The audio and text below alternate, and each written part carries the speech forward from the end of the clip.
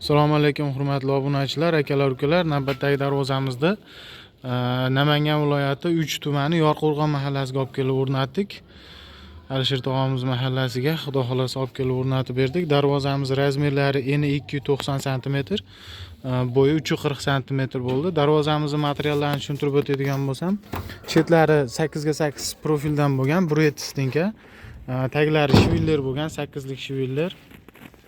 Tepalari ham xuddi shunaqasidan bo'lgan. Darvozamizning materiallari chetlari rama qismlari 8 ga 4 profildan bo'lgan, bruet stinka. Bu ham qalindan. Hop, darvozamizning yog'och joylari 5 lik nabraznoy yog'ochidan bo'lgan. Hop, chiroyli qilib o'yib tayyorlab berdik tog'amizga, laklarni sepib, turetskiy laklardan bo'ldi. Zamoklarni ham o'rnashtirib berdik. Ochilib yopilishga bitta baho berib qo'yasizlar.